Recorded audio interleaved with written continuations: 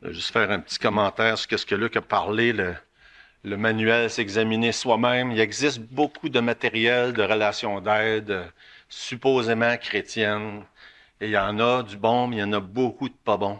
Puis je peux vous dire, dans tout ce qui existe de bon, ça, c'en est un. Et qu'est-ce qu'il y a de particulièrement bon avec le... Puis ça, c'est tout disponible en passant sur Internet. Vous pouvez tout downloader, en tout cas. Downloader, télécharger les leçons individuellement. C'est tout disponible sur Internet. C'est vraiment excellent. Qu'est-ce que j'aime beaucoup de ce matériel-là? C'est qu'il va y avoir un point, puis c'est verset, verset, verset, verset, verset. C'est toujours tous des versets.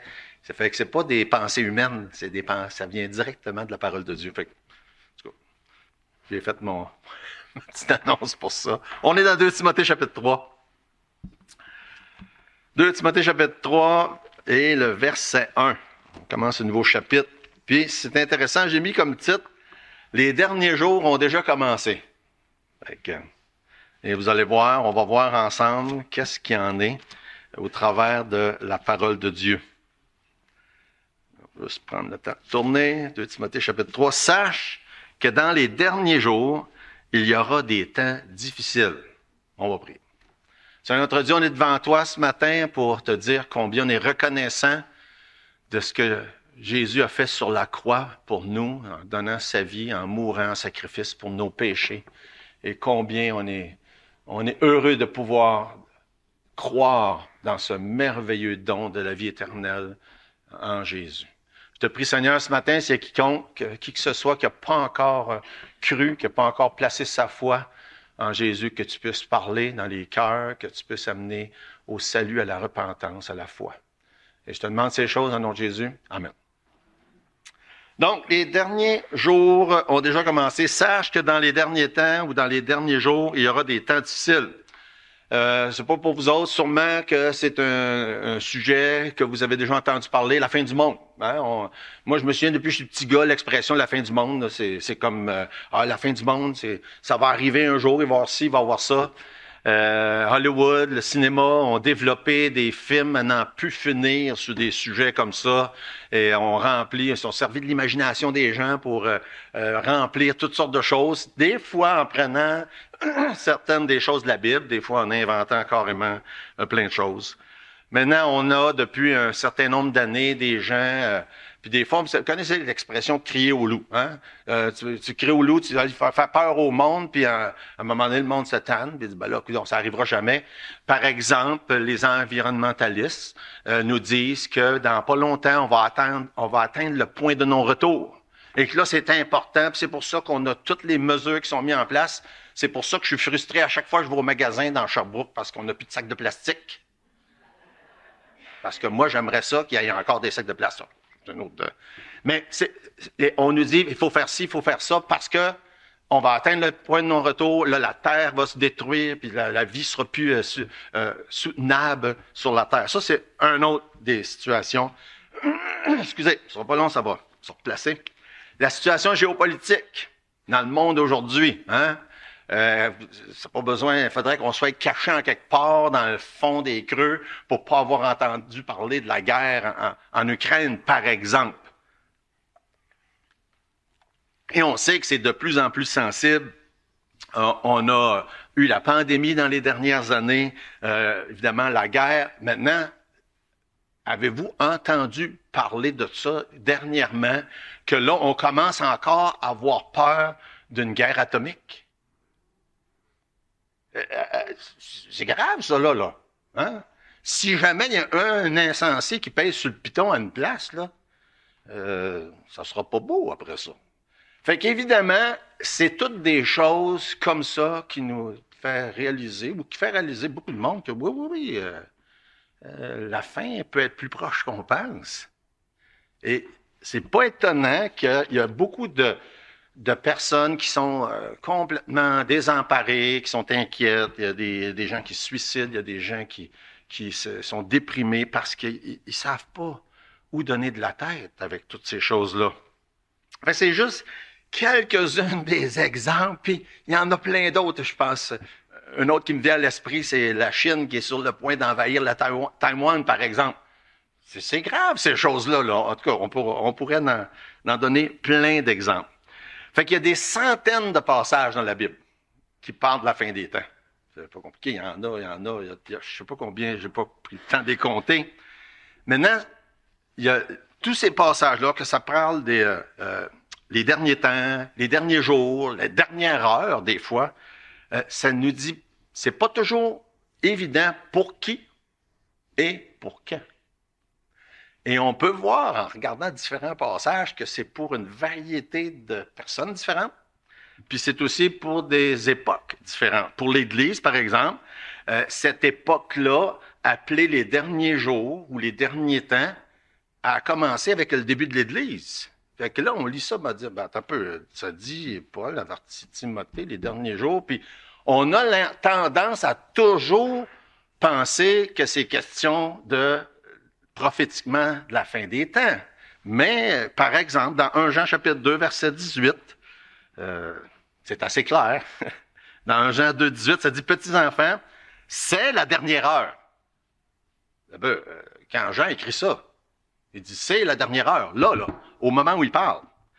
C'est la dernière heure. Et comme vous avez appris qu'un antéchrist vient, puis là, il parle au futur, il y a maintenant plusieurs antéchrists. Par là, nous connaissons que c'est la dernière heure.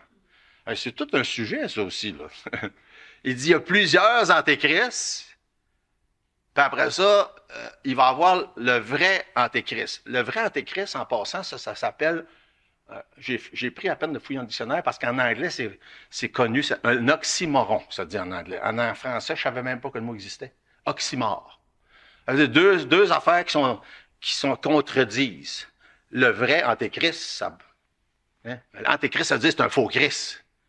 Ça veut dire le vrai faux. Mais c'est comme ça pareil. Hein? Il va venir un jour, il va y avoir le vrai antéchrist. Celui dont la Bible parle, dont Jean parle. Il dit, il y en a plusieurs. Depuis le début, il y en a eu plusieurs. Mais un jour, il va y avoir le vrai antéchrist, ou celui que la Bible appelle l'antéchrist, qui va se faire passer pour Jésus. On en parle à plusieurs passages. 2 Thessaloniciens chapitre 2, que personne ne vous séduise, verset 3. D'aucune manière, car il faut que l'apostasie soit arrivée auparavant qu'on ait vu paraître l'homme impie, le fils de la perdition. C'est de lui dont on parle, le vrai antéchrist. Puis un peu plus loin, dans le verset 4, ça dit dans 2 Thessaloniciens 2, « Il va jusqu'à s'asseoir dans le temple de Dieu, se proclamant lui-même Dieu. » Ça, c'est pas encore arrivé, là. Ça, non, ça part. Ça va arriver, ça. Il va s'asseoir là, à Jérusalem. Il va falloir que le temple soit reconstruit pendant le temps des tribulations. Ça va se passer. Puis il va s'asseoir là, il va dire, je suis Dieu. C'est quelque chose, ça. Et ça dans le livre de Daniel. Puis là, je veux juste piquer votre curiosité parce qu'on n'ira pas étudier le livre de Daniel le matin, là, mais je vous encourage fortement, si vous voulez comprendre quoi que ce soit dans la prophétie biblique, de prendre le temps d'étudier le livre de Daniel. Quand j'étais étudiant à l'école biblique, on avait un cours qui s'appelait Daniel et Apocalypse. C'est nécessaire d'étudier les deux ensemble. Quand j'ai prêché l'Apocalypse, je ne me souviens plus c'est quand la dernière fois, là. Avant de faire toute l'Apocalypse verset par verset, on avait fait le livre de Daniel, ceux qui s'en rappellent. Je ne sais pas si vous vous rappelez de ça, là. Parce que c'est nécessaire de comprendre. Parce que ça nous fait référence dans Matthieu chapitre 24, verset 15. C'est pourquoi lorsque vous verrez l'abomination de la désolation, dont a parlé le prophète Daniel, établi en lieu saint, que celui qui lit fasse attention. Le prophète Daniel apporte une clé importante, puis la clé la plus importante pour toute la prophétie biblique, c'est quel chapitre? Personne? Chapitre 9. Les 70 semaines. Parce que c'était intéressant, c'est un des rares passages dans la Bible où il donne des dates. Tout le monde voudra un. Hein? On sait depuis toujours des dates. Je me souviens 2012, hein, il y avait c'était pour être la fin du monde. Puis l'an 2000, le bug de l'an 2000, vous rappelez-vous de ça? C'était peurant, pas à peu près. Hein? C'est ça, tout le monde, au travers des milliers d'années d'histoire, il y a beaucoup de gens qui ont voulu donner des dates. Dans Daniel chapitre 9, ça en donne. Fait que c'est intéressant, mais je ne vais pas vous en dire plus. Vous irez voir. Et tout ça pour dire que dans Daniel chapitre 9, ça parle de la prophétie des 70 semaines. Puis ça, c'est la clé là, pour nous aider à comprendre tout ça. Puis en tout cas, avant ça, dans Hébreux chapitre 1, Ça nous enseigne, parce qu'on parle de la fin des temps, on parle des derniers jours, on parle de la dernière heure, on parle de tous ces temps-là dont la Bible parle. Puis pour les chrétiens de toute l'histoire, ça a commencé quand Jésus est arrivé sur la terre, les derniers jours ou les derniers temps. 1 Jean 2, 18, on l'a lu tantôt, 2 Timothée 3, 1, Hébreux chapitre 1, versets 1 et 2. Après avoir autrefois, plusieurs reprises et de plusieurs manières, parlé à nos pères par les prophètes, Dieu, dans ces derniers temps, nous a parlé par le Fils. Ben là, depuis que Jésus est sur terre, ça parle des derniers temps. Il a établi héritier de toutes choses, par lui aussi a créé l'univers. Fait que pour l'Église, les derniers temps, les derniers jours, ça a commencé avec Jésus.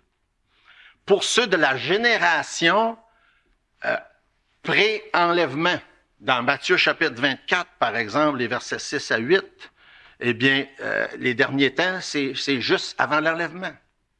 Pour les Juifs de la tribulation, aussi dans Matthieu chapitre 24, et puis une bonne partie de l'Apocalypse, c'est aussi pendant les 7 années de tribulation, c'est les derniers temps.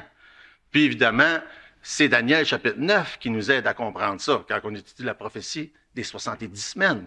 La 70e semaine d'année de Daniel, c'est les 7 années de tribulation réservées pour qui dans chapitre 9? Jérusalem, pour le peuple, pour la ville et pour la nation juive. Et ça nous aide à comprendre où est-ce que tout se situe, par exemple, pour l'enlèvement, pour les tribulations, ainsi de suite. Mais comme j'ai dit tantôt, on ne va pas aller étudier Daniel chapitre 9 aujourd'hui, mais prenez le temps de le faire. C'est tellement intéressant, puis c'est la clé pour comprendre tout ça. Où est-ce que je suis rendu? Quand je parle de prophétie, je m'emballe un petit peu.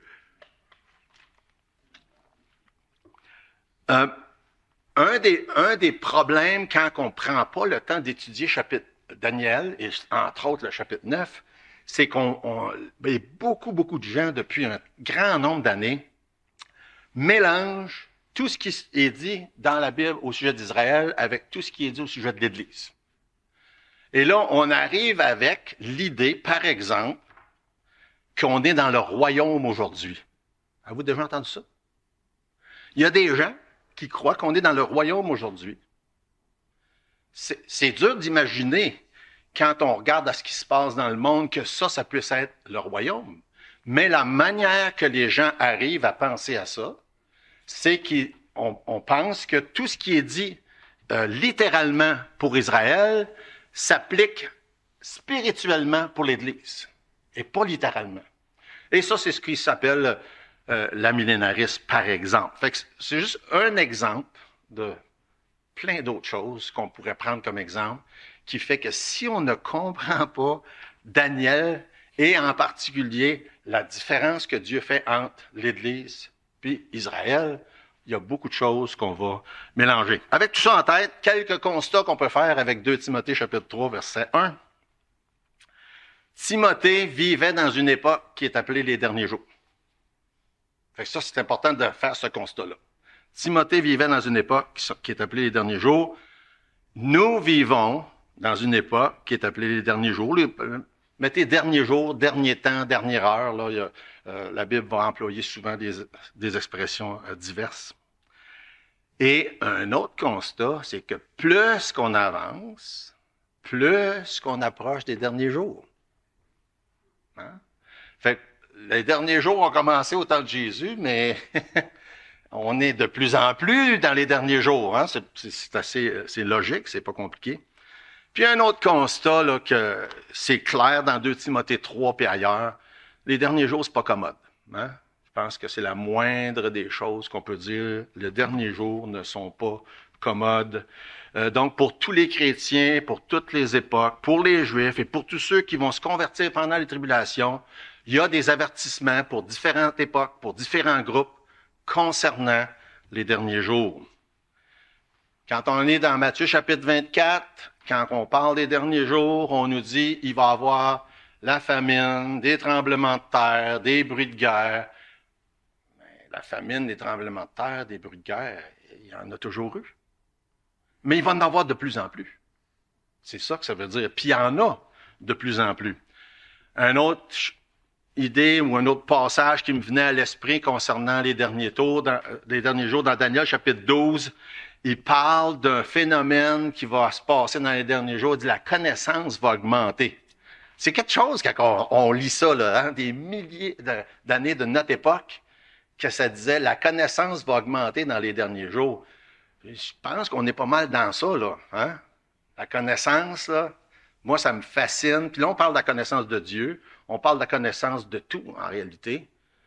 La connaissance est un degré, à un point aujourd'hui inimaginable depuis l'avènement de l'informatique et de l'Internet. Et je ne sais pas s'il y a quelqu'un dans la salle qui ne connaît pas Google. Hein? Moi, Google, pour moi, là, ça me sert dans bien des conversations. On jasait l'autre jour chez nous avec mon garçon Ben, sa blonde, on parlait parce qu'il parlait je ne compterai pas tous les plans de Ben, mais en tout cas, il parle de peut-être aller là, au camp de base du Mont Everest, à titre d'exemple. Puis là, on commençait à comparer l'altitude d'une montagne versus l'autre, puis ainsi de suite. Puis là, on dit, attends un peu, on va demander à Google. Google va nous le dire. C'est quoi l'altitude du camp de base du Mont Everest? C'est quoi l'altitude du mont Kilimandjaro?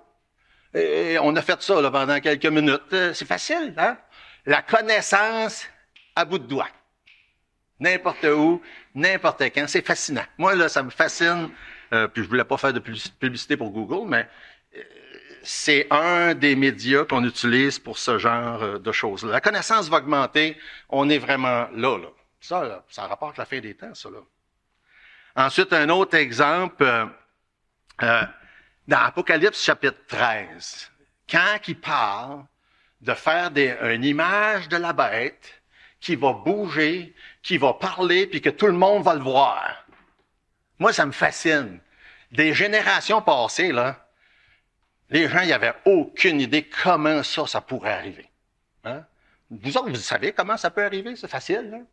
On voit partout dans tout le monde, puis ça dit qu'en ce moment-là, les gens, parce que ça, c'est dans une époque pas si lointaine de la fin des temps là, qui s'en vient, où est-ce que des gens vont être obligés d'adorer, c'est ce que ça dit dans Apocalypse chapitre 13, cette image-là qui va bouger, qui va parler, qui va être diffusée partout dans le monde, et que les gens vont être obligés de se soumettre puis de l'adorer. Sinon, des très, très, très graves conséquences. C'est ça qu'Apocalypse chapitre 13 nous parle. Il n'y a pas si longtemps, reculé 100 ans, les gens avaient aucune idée comment ça pouvait arriver, ça. Nous autres, Internet, télévision, etc., c'est tout facile à comprendre. Un exemple comme ça de la fin des temps. Maintenant, dans le 2 Timothée chapitre 3, on nous mentionne plein de choses. Il y a 18 choses qui sont mentionnées dans les versets suivants, là, à partir du verset 1, de ce qui caractérise les derniers jours selon 2 Timothée chapitre 3. Et c'est loin d'être rose, hein, quand on lit ça, là. Un monde pervers, méchant, immoral. Les hommes seront égoïstes, amis de l'argent, fanfarons, hautains, blasphémateurs, rebelles à leurs parents, ingrats, irréligieux, insensibles, déloyaux, calomniateurs. Il me semble que, moi je lis ça, à chaque fois je me dis, OK, c'est correct, il me semble, on n'a pas besoin d'en mettre d'autres, là. Hein? La liste est longue. Mais c'est important, Dieu veut qu'on comprenne toutes ces choses-là. Intempérants, cruels, ennemis des gens de bien, traîtres, emportés, enflés d'orgueil, aimant le plaisir plus que Dieu, ayant l'apparence de la piété, mais reniant ce qui en fait la force dans les derniers jours. Le plus surprenant quand on lit ça, c'est que c'était comme ça à l'époque de Jésus, à l'époque de Paul, à l'époque de Timothée. Mais tous les passages, quand on les compare un avec l'autre, nous font réaliser que ça va être de plus en plus pire en avançant dans les derniers jours. Dans 2 Pierre chapitre 3, quand ça parle des derniers jours, ça dit « Sachez avant tout que dans les derniers jours, il viendra des moqueurs avec leur raillerie et marchant selon leur propre convoitise. Ils disent, où est la promesse de son avènement, car depuis que les pères sont morts, tout demeure comme dès le commencement de la création. Le Seigneur ne tarde pas dans l'accomplissement de la promesse, comme quelques-uns le croient, mais il use de patience envers vous, ne voulant pas qu'aucun périsse, mais voulant que tous arrivent à la repentance. Comme je disais tantôt, l'expression peut avoir un rapport avec l'époque de Jésus et l'époque des apôtres, comme dans 1 Jean 2, 18. Mais là, ça semble vraiment avoir plus rapport avec la toute fin, là.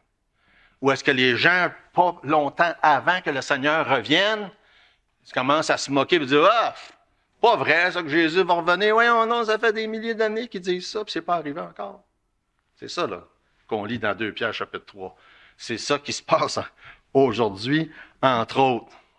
On est dans les derniers jours, et Dieu est en train de compléter le plan qu'il a préparé depuis si longtemps. Il reste quelques blocs du casse-tête, quelques morceaux du casse-tête à mettre en place. Puis là, les gens disent, bon, voyons donc, c'est pas vrai, ça, cette affaire-là. Ah oui, c'est vrai. Puis là, ça nous le dit dans 2 Pierre. C'est parce que Dieu est patient. C'est juste pour ça. Dieu est patient. Et la seule raison pourquoi c'est pas fini encore, c'est parce que Dieu est patient. Puis il dit, pourquoi qu'il est patient? Il veut qu'il y ait plus de personnes de sauvées. C'est pour ça qu'il est patient. Il est patient. C'est la seule raison. Fait qu'au début, quand il nous présente son plan dans l'Ancien Testament, on a l'impression que c'est juste pour Israël. Hein? Même si c'est pas ça que ça dit nécessairement, mais c'est l'impression que ça donne. Puis là, on comprend plus tard, non, c'était pas juste pour Israël. Puis là, quand on arrive dans le Nouveau Testament, on nous dévoile la Nouvelle Alliance, et que c'est comme, wow, c'est un autre, c'est tout nouveau. Dans Romains, il nous explique qu'il a juste mis Israël de côté pour un temps. Puis là, il va les reprendre dans la 70e semaine de Daniel, en passant. Il va les reprendre, puis après ça, pour le royaume. Fait que les 7 ans de tribulation, puis le royaume, Israël reprend la place centrale dans le plan de Dieu qu'il y avait de toute éternité. Puis à mesure que le temps passe, puis que le plan de Dieu n'est pas encore accompli, les gens se moquent, puis disent « Ah oui, non, c'est pas vrai, tout ça. » C'est ça que 2 Pierre 3 nous dit. On retourne dans 2 Timothée chapitre 3. La première chose qu'on nous dit des derniers jours dans 2 Timothée chapitre 3, c'est que ça va être des temps difficiles. Moi, j'aime bien ça quand c'est facile. Hein? Mais Dieu dit que ça va être des temps difficiles. Puis rappelons-nous, il parle de toute l'histoire de l'Église. Des temps difficiles. Et l'expression, littéralement, ça veut dire rempli de danger. Cette expression-là n'est pas utilisée souvent dans la Bible, juste 2 fois. L'autre fois, c'est dans Matthieu chapitre 8, verset 28. Ça dit, lorsqu'il fut de l'autre bord dans le pays des Gadaréniens, 2 démoniaques sortant des sépulcres vinrent au-devant de lui et ils étaient si furieux. C'est la même expression. Le mot furieux qui est là, en rapport avec les démons. Un mot qui veut dire difficile dans le sens là, épouvantable, furieux, comme dans l'activité démoniaque. D'ailleurs, dans d'autres passages, comme dans 1 Timothée chapitre 4, ça nous parle de la fin des temps comme étant un temps où il va y avoir beaucoup d'activités démoniaques. Ce que ça dit dans 1 Timothée chapitre 4, verset 1, l'Esprit dit expressément que dans les derniers temps, quelques-uns abandonneront la foi pour s'attacher à des esprits séducteurs, à des doctrines de démons. Et dans les derniers temps, et encore là, dans les derniers temps spécifiquement là aujourd'hui, ou dans les derniers temps à partir du début de l'Église, ça dépend du contexte. Fait que dans les versets 2 jusqu'à 5, je l'ai lu tantôt, il y a plusieurs mots qui sont employés pour nous décrire ces temps difficiles-là des derniers temps. Fait qu'il y a l'aspect prophétique, hein, en rapport avec ce qui n'est pas encore arrivé, mais il y a aussi l'aspect historique, parce que ça se passe depuis le début de l'Église, puis il y a aussi l'aspect pratique. Il y a un élément de la prophétie biblique que je trouve vraiment intéressant, puis un autre élément de la prophétie biblique que je trouve moins intéressant, c'est quand c'est juste apprendre pour apprendre. Hein? d'être capable de discuter ou d'argumenter tel événement, c'est ci, tel événement, c'est ça va se passer de même, puis des fois, on n'est pas tout le temps d'accord. C'est tel que tel. Hein? Ça n'a pas vraiment une si grande importance, ça. Mais l'aspect pratique, par exemple, ça, on fait quoi, là? On fait quoi avec ça? Et c'est ça qui est important. L'aspect pratique, et comme ça nous avertit souvent d'être prêts, là. Hein? Ça, c'est l'aspect pratique. Comme ça dit là, entre autres au verset 5, ça dit « Éloigne-toi », ça c'est un aspect pratique. « Éloigne-toi de ces gens-là, ceux qui ont la liste là qu'on vient de lire tantôt, les versets 2 à 5. Éloigne-toi de ça, là. Je pense que je ne la relirai pas, là, mais la liste, là, les blasphémateurs, rebelles parents, tout ça, là, est-ce qu'on veut côtoyer ça? Hein? Ou encore faire ça? Être comme ça? Dis, éloigne-toi. Ça ressemble beaucoup à ce qu'on a vu dans le chapitre 2. Fuis les passions de la jeunesse. Hein? Fuis les passions de la jeunesse. Puis recherche la justice, la foi, l'amour, la paix avec ceux qui invoquent le Seigneur d'un cœur pur. Fait que Dieu dit, éloigne-toi de tout ça. Éloigne-toi des gens avec ce genre d'attitude-là. C'est la dernière chose que... je me souviens, il y a bien longtemps, j'avais prêché un message, le titre, c'était « Quoi faire en attendant ». Puis « Quoi faire en attendant », ça en est une bonne chose, ça, là. Hein? S'éloigner de ça. Éloigner de tout ce qui pourrait nous nuire, de tout ce qui pourrait nous influencer d'une mauvaise manière, comme on lit dans ces versets-là. Et qu'est-ce que ça nous dit dans les versets suivants? C'est que parce que les gens de l'époque de Timothée, puis de toutes les époques de l'histoire de l'Église, n'ont pas toujours obéi à cet avertissement-là, ça l'a fait des dommages dans l'Église. On appelle ça des dommages collatéraux. Hein? Ça a fait des dommages. Quand on se permet d'être égoïste, ami de l'argent, fanfaron, hautain, blasphémateur, traître, emporté, enflé d'orgueil, aimant le plaisir, ça fait des dommages. Ça nuit aux autres. Ça nuit à l'Église.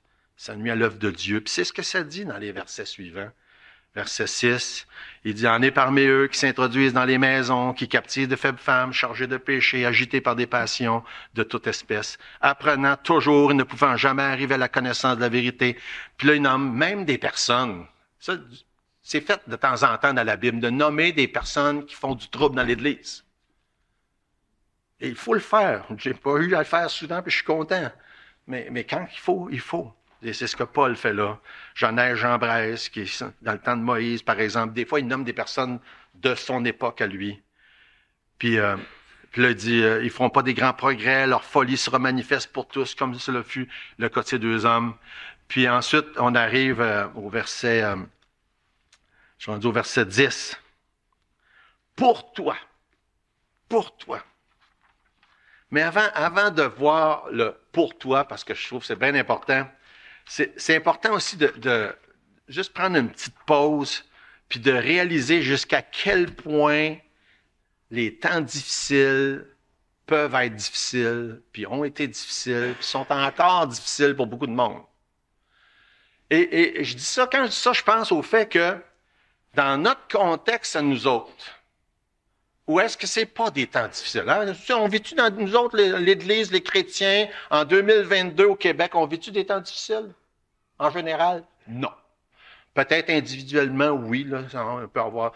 Mais en général, là, on a à part que quand on était confinés, évidemment, mais ça c'était particulier, on ne vit pas des temps difficiles. Et parce qu'on ne vit pas des temps difficiles, on peut avoir la tendance à penser que c'est la norme. C'est pas la norme. C'est l'exception. Et je suis convaincu là, que beaucoup de gens ne réalisent pas jusqu'à quel point c'est l'exception. Depuis que Jésus est venu sur la terre, c'était-tu des temps difficiles pour Jésus quand il est venu sur la terre? Oui, très. Les apôtres, c'était-tu des temps difficiles? Oui, c'était des temps difficiles. Puis prenez pas mal toutes les périodes de l'histoire de l'Église, là. On pourrait dire, oui, c'était pas mal des temps difficiles. Puis il n'y a pas si longtemps, au Québec, c'était des temps difficiles. Hein?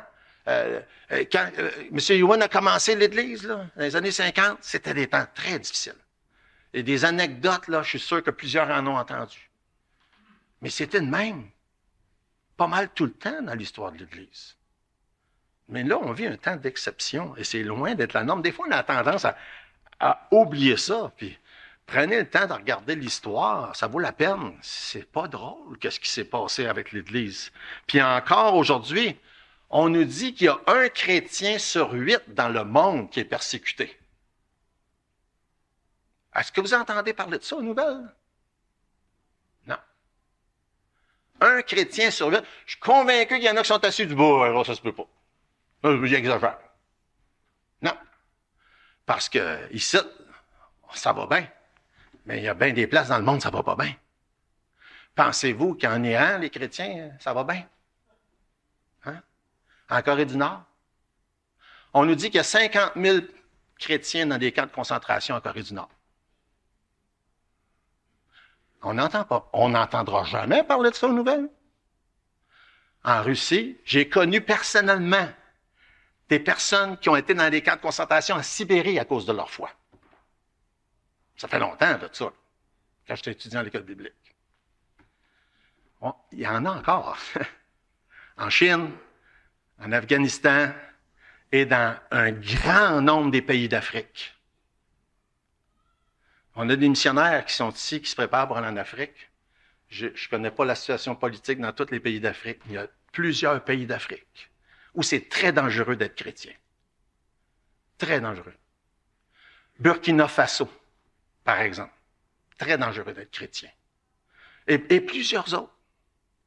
Où que la vie de quelqu'un, que ça est dans plusieurs des pays à domination musulmane, de dire « je crois en Jésus », tu risques de te faire tuer.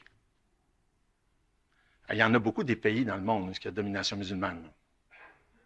Quand ça dit 1 chrétien sur 8 est persécuté dans le monde, c'est pas du tout exagéré. Quand la Bible parle des temps difficiles, pour nous autres, ça ne l'est peut-être pas, mais en général, et on n'a pas parlé beaucoup de la Chine, vous savez, depuis que Xi Jinping, je ne sais pas trop comment prononcer son nom, est au pouvoir, il y a eu une grande répression pour les chrétiens en Chine, plus que depuis longtemps.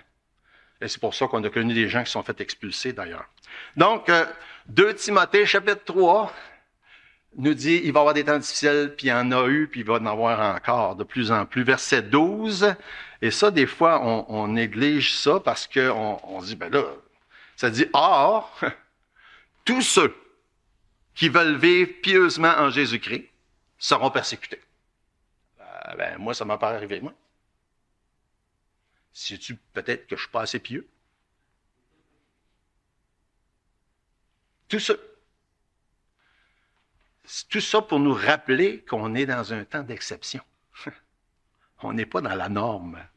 Et c'est bien de se le faire rappeler de temps en temps. Je veux juste vous lire, j'ai beaucoup aimé ce que D.A. Carson disait.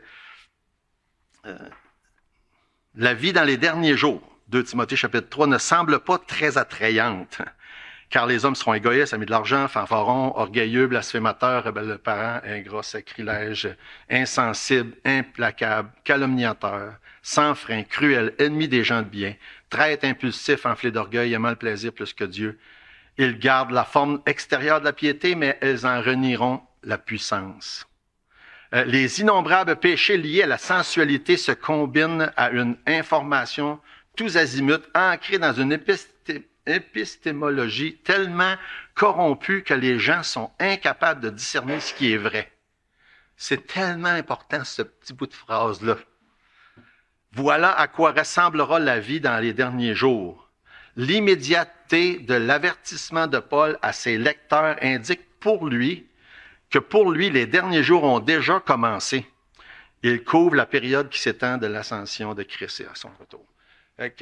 Oui, ça va s'empirer dans les derniers temps avant que le Seigneur revienne, mais c'est déjà commencé les derniers jours. Et le commencement de l'Église a signalé le commencement de la fin. Et Jésus même, on l'a mentionné, les apôtres et tous, des générations suivantes ont subi. Et ça va s'empirer. Et quand on lit ça, beaucoup de gens vont dire « Ouais, c'est pas trop encourageant. » C'est pas trop encourageant, qu'est-ce qu'on lit dans la Bible? C'est pas plus encourageant quand on écoute les nouvelles et quand on regarde ce qui se passe dans le monde. C'est vrai que ça pourrait être décourageant s'il n'y avait pas une bonne nouvelle qui vient avec. Mais il y a une bonne nouvelle qui vient avec. Fait que quand on a lu tantôt, puis juste résumer un peu les 18 choses qui sont mentionnées dans la liste, ou ce que ça nous dit de faire attention, il y a beaucoup de faux Christ. C'est ça qu'un Jean 2 nous dit, qui auront été là pendant tout le temps de l'Église. On pourrait aussi dire beaucoup de faux messages, beaucoup de faux évangiles. Et il y en a aujourd'hui. Puis je trouve intéressant dans la liste quand ça dit « ayant l'apparence de la piété », mais régnant ce qui en fait la force. Puis en plus, ça nous dit dans la même liste qu'ils ne sont pas pieux. Fait qu'ils ont l'apparence de la piété, mais ils ne sont pas pieux. C'est ça que ça dit dans la liste des 18 choses. Fait que, et on se rend compte de plus en plus qu'il y a ces genres de messages-là où ça a une apparence de piété, mais c'est pas vraiment de la piété, c'est pas de la religion, là.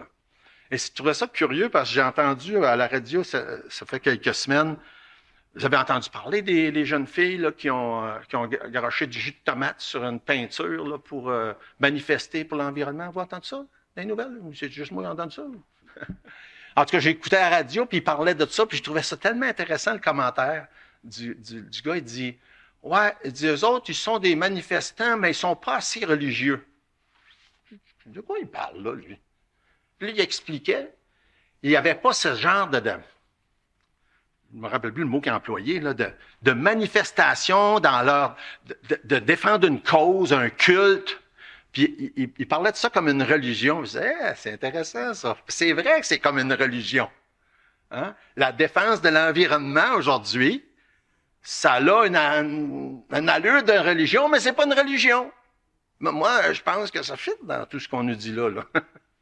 Ça a une allure de religion, mais c'est pas une religion. Puis on en parle comme si c'était tellement important, puis que là, les coupables, puis ceux qui se conforment pas au message, ben il faut qu'ils soient punis, puis en tout cas, les manifestations de tout genre. Je trouvais ça intéressant. Je dis oui, c'est vrai, les idéologies dont on entend parler aujourd'hui sont nombreuses, puis ils ont des allures de religion sans être des religions. Et c'est de plus en plus comme ça. Ça, c'est l'environnement, c'en est une. Je pensais au message de l'évolution, c'est la même chose. On parle de ça comme une croyance religieuse, ou est-ce que si tu n'adhères pas à la croyance, tu es condamné. C'est comme une religion, ça. Hein? Tu es condamné. Il y a des personnes, des scientifiques qui perdent leur poste, qui perdent leur droit d'enseigner, tout simplement parce qu'ils ont osé dire, est-ce qu'on pourrait penser qu'il y a un dessein intelligent dans la création? Ils disent pas là, qu'ils croient en Dieu. Là. Ils font juste dire, on a l'impression que ça a l'air d'avoir été pensé, cette affaire-là. Ils perdent leur poste de professeur à l'université quand ils disent ça. Ils n'ont plus le droit de publier des articles dans les journaux. Ils n'adhèrent plus à la profession de foi. C'est grave. L'identité sexuelle en est un autre. C'est pas une religion, mais c'est comme une religion. Si tu oses déroger au message acceptable, tu es condamné. C'est pas mal religieux, ça, comme concept. Il y a des gens qui n'osent pas rien dire, hein, vous savez ça. J'entendais encore à la radio hier, je me disais, j'écoute peut-être 3 ou 5 ans, je suis dans mon char. À la radio hier, il parlait d'un gars trans dans une école secondaire aux États-Unis qui joue dans l'équipe de volleyball féminine, puis qui a smashé tellement fort qu'il a fait une fracture du cou à la fille, là, au bord. Une petite fille de secondaire, mettons 3 ou 4, là, qui pèse peut-être 98 livres mouillés. Là. Puis le gars, le gars transformé en fille, qui a la carrure d'un gars, puis qui smash, puis qui la fille l'a eu d'en face. Personne ne dit rien. Ah non, c'est une fille. On ne peut pas rien dire. Ça n'a pas d'allure. Ça n'a pas d'allure, ça. Mais pourquoi les gens ne disent pas quelque chose? Ils vont se faire condamner. Ils ne sont plus dans le moule acceptable, le credo. Je pense qu'on pourrait dire ça. Ils adhèrent plus au credo, donc ils se font condamner. Puis probablement que le pire de tout ça, qui a l'apparence de la religion, puis c'est pas une religion, là, c'est je l'ai écrit parce que je voulais me rappeler exactement, le message de la correctitude. De quoi c'est qu'il parle, là? De quoi je parle là? Je parle de la censure. De la censure que beaucoup ne réalisent pas qui se passe. Et ça, je pense que c'est un des points les plus graves, parce que quand on parle d'un antéchrist, d'un dictateur mondial qui va contrôler dans le monde là, bientôt, là, ça va faire comme dans tous les pays autoritaires. Qu'est-ce qui contrôle? Contrôle le message. Si tu n'es pas en accord avec le message accepté, t'es fait. Fait que les algorithmes, ça, peut-être, moi je ne sais même pas comment ça marche un algorithme, mais j'ai entendu ce mot-là. Les algorithmes de tous les médias sociaux sont faits qu'il y a de la censure qui se passe à tous les jours. Des milliers et des milliers de commentaires sont mis de côté quand ils ne concordent pas avec le message acceptable. Puis, selon ce que la Bible dit, ça va s'empirer. Ça va s'empirer. Jusqu'au jour où l'Antéchrist va contrôler tout ce qui se passe. Ça va s'empirer. Vous allez dire peut-être que j'exagère. Ben, non, je ne pense pas que j'exagère. Je fais juste parler des choses dont on entend parler, comparé avec ce que la Bible dit. Puis la Bible nous a prouvé toujours qu'elle avait raison. Et les choses qui étaient dites dans des époques où on ne comprenait pas ce que ça voulait dire, eh bien, on se rend compte aujourd'hui, quand on comprend comment ça se passe, on se dit, regardons ça, ben oui, ça se passe de même aujourd'hui. Ça peut se passer de même. Fait que ça, c'est une des choses. Ayant l'apparence de la piété, mais qui sont pas pieux. Ça, c'est ce que ça dit qui va se passer dans les derniers temps. Un autre, puis là, je vais aller très rapidement. Un autre chose qui ressort dans la liste là, des 18 choses dans les versets 2 à 5, c'est l'emphase sur le fait qu'elle est centrée sur soi-même. Avez-vous remarqué tous les mots? Égoïste, ingrat, insensible, enflé d'orgueil, hautain. Tout centré sur soi-même. Tout centré sur soi-même. De plus en plus indicatif de la société dans laquelle on vit aujourd'hui. Puis moi, je résumerais ça là, assez facilement par un gros problème de cœur. Un gros problème de cœur. Puis j'ai même, vous pouvez me citer une petite phrase que j'ai faite. Le cœur de tous les problèmes est un problème de cœur.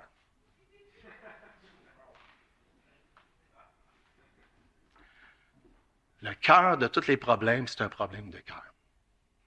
Et qu'est-ce que ça nous décrit dans 2 Timothée 3, là? C'est ça. Et c'est ça qui se passe aujourd'hui. Puis, c'est résumé dans la phrase, là, vers la fin, là, aimant le plaisir plus que Dieu. Puis moi, j'aimerais même pouvoir vous suggérer qu'on pourrait aussi dire s'aimant soi-même plus que d'aimer Dieu.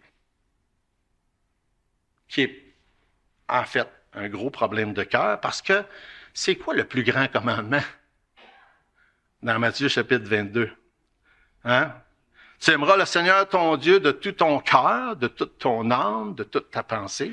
C'est le premier, le plus grand commandement. Puis le deuxième, mais t'aimeras ton prochain comme toi-même. Puis tout ce qu'on nous décrit dans ces versets-là, c'est l'inverse. C'est à l'opposé total de ça. Comme on l'a dit tantôt, ça serait bien triste si c'était juste ça puis qu'il n'y avait pas de solution, mais il y en a une solution. Et la solution, c'est ce que ça nous dit dans les versets suivants, que Paul dit à Timothée, puis qu'on sait, nous autres, si on lit la Bible, Jésus est venu sur la terre, il a décidé de mourir sur la croix Parce qu'il savait c'était quoi la condition humaine, puis il savait c'était quoi vers où que le monde s'en irait, puis il savait vers où on irait sans lui, dans l'éternité, dans l'enfer sans Dieu. Puis il a dit, moi là, je veux pas ça pour tout le monde. Je veux avoir que des gens viennent au ciel avec moi. Je vais prendre leur punition à leur place. C'est ça que Jésus a fait. Et c'est pour ça, quand on arrive dans les derniers versets, il dit au verset, on l'a lu tantôt, je pense, verset 10, pour toi. Pour toi. Timothée dit à Paul, Paul dit à Timothée, toi, Timothée, là. Toi, là, tu as suivi mon enseignement, tu as vu mon exemple, etc., etc. Puis ensuite, il arrive au verset, il dit au verset 14, toi, demeure dans les choses que tu as apprises et reconnues certaines, sachant de qui tu les as apprises. De quoi il parle? Ben, il dit, tu connais les saintes lettres qui peuvent te rendre sage à salut. Paul dit à Timothée, il dit, toi, là, tu sais qu'est-ce qu'il faut. Tu connais le message. Tu connais l'Évangile. Tu connais ce que Jésus a fait. Pour toi, là, tu sais qu'est-ce qu'il y a. Puis le pour toi que Paul dit à Timothée, mais c'est le pour toi à qui que ce soit aujourd'hui. Toi. Alors, il y en a qui, comme Timothée, connaissaient d'avance les saintes lettres. Et il y a des gens qui, peut-être, aujourd'hui, c'est la première fois que vous entendez parler de ça. Peu importe. Ça peut être de quoi vous connaissez depuis toujours. Ça peut être la première fois. Mais c'est là, dans les saintes lettres, dans la parole de Dieu, où on trouve la réponse, puis on trouve la solution. La solution à l'avenir. La solution, qu'est-ce qui va se passer à mesure qu'on avance de plus en plus dans la fin des temps? Moi, c'est quoi qui va se passer avec moi? Où est-ce que je vais aller? Qu'est-ce que je vais faire? J'ai-tu à m'inquiéter de tout ça, puis que le monde qui s'en va de plus en plus pire? Ou bien j'ai une paix, j'ai une tranquillité, parce que je sais que Dieu est au contrôle, puis j'ai mis ma foi en lui. C'est ça qui fait toute la différence. Selon la Bible, là, le pire et le meilleur est encore à venir. Le pire, des fois on dit ça, hein, le pire est encore à venir, des fois on dit le meilleur est encore à venir. Selon la Bible, le pire et le meilleur est encore à venir. Le pire pour tous ceux qui rejettent la solution que Dieu a offerte, la foi en Jésus. Le meilleur pour tous ceux qui croient en lui. Je termine avec Jean 3,36. Celui qui croit au Fils a la vie éternelle. Celui qui ne croit pas au Fils ne verra point la vie, mais la colère de Dieu demeure sur lui. Vous avez l'option de s'en aller avec Jésus pour l'éternité en plaçant votre foi en lui ou d'être jugé par Dieu si vous ne croyez pas en lui. On va prier. Notre Dieu, merci pour tes bienfaits, pour ton amour, pour ta grâce, puis le message de ta parole qui est si merveilleux. Bénis, Seigneur, cette journée. Permets que ces paroles puissent pénétrer dans les cœurs, pas mes paroles, mais tes paroles, pour transformer des vies. Au nom de Jésus. Amen.